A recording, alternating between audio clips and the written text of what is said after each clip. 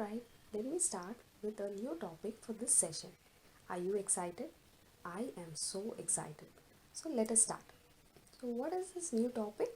The new topic is loops. Loops are a very important topic in programming and we will use it many times when we write programs. So what is a loop? A loop means we are repeating something again and again. In real life, we use loops all the time in different places. Let me give you some examples. We watch our favorite video on YouTube continuously again and again. This is called playing the video in a loop. Sometimes when we play video games, we play continuously again and again. This is also another example of loop.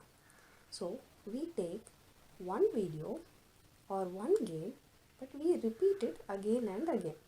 In the same way, when we write programs, we can repeat the same thing again and again. So how do we use loops in Python? Let me explain. Normally, when we write a print statement one time, Python will run the code one time, correct? So we will get one output. What if we want to run the same print statement 10 times? We will write the same print statement 10 times and run the code. Then Python will print the same output 10 times.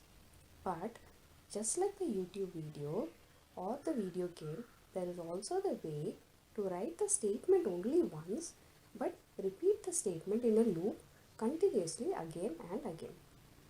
We can ask Python to run that one print statement 10 times. Really?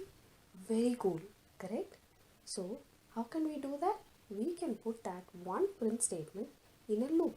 So now Python will print it again and again.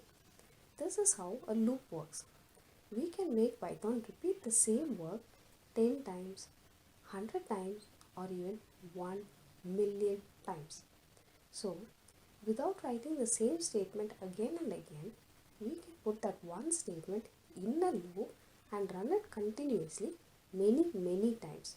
Also, because we are not writing the same code again and again, the number of lines in our code will become very less and it will be very easy for us to read the code and understand. So now we understand about loops. We can see how to write loops in Python in our upcoming videos. See you in the next video.